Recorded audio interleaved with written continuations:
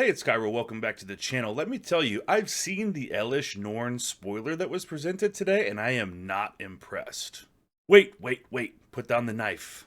Let me explain.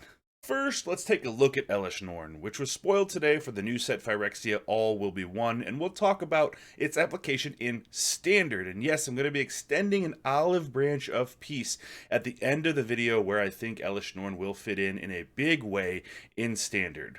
I present to you Exhibit A. Elesh Norn, Mother of Machines. 1 white, 4 generic for a 4/7 vigilance legendary creature, Phyrexian Praetor.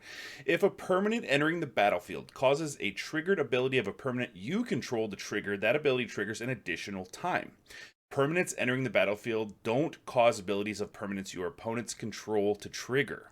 So essentially, Elesh Norn wants to be in a deck with a lot of enter the battlefield triggers, cards like this, and creatures or permanents that trigger when other things enter the battlefield, like that. But Kaero, I hear you say, that is clearly a super busted ability. You mean I can double all the ETB triggers of my permanents and shut down my opponents? Kaero, I'll play Wedding Announcement and I'll get 2 tokens. But the tokens in card draw are not ETB triggers. Okay, fine, I'll use Wedding Announcement with Welcoming Vampire, and then whenever that token gets made, Welcoming Vampire will draw me 2 cards. But Welcoming Vampire only triggers once per turn. Okay, if not Welcoming Vampire, I'll use the new card from Brothers War, Takashia's Welcome, to draw 2 cards. But Takashia's Welcome can only trigger once per turn. Fine. I'll hold my Gala Greeters until turn 4, and I'll play Elesh Norn, and I'll get 2 triggers. Ah, that one does work, but Gala Greeters should really be played on turn 2 in decks that want to win by turn 5. Aha! What about Titan of Industry? Yeah, that's actually pretty disgusting, but at the same time, shouldn't you already be winning anyway if you're playing Titan of Industry? See, the problem is really not with Elesh Norn herself, it's who she hangs out with, really. I mean, in the Standard meta, all the effects that we want to copy come down really on turn 2, 3, 4, sometimes 5.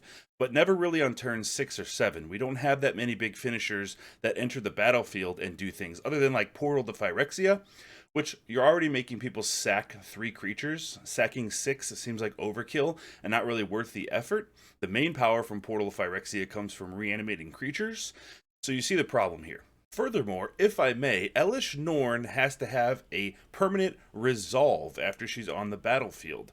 So your opponent always gets the chance to respond to that. You have Elesh Norn out, you cast a big thing, and your opponent goes, hey, I have instant speed removal in my hand, I've been saving, I've been ignoring Elesh Norn this whole time, but I really don't want that to be doubled, so I just smoke Elesh Norn out or bounce her to your hand or counter that spell. Okay.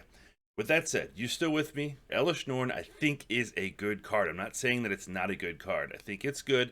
I think it's just a little bit overhyped, and I don't think there's a lot of support for Standard right now. But I will extend this olive branch of peace to Elesh Norn.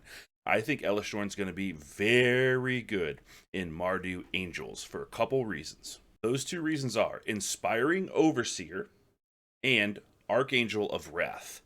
Top decking an Inspiring Overseer, casting it for 3 mana, getting 2 cards, and to gain 2 life off that is going to be huge and can bring you back from parity or when you're behind.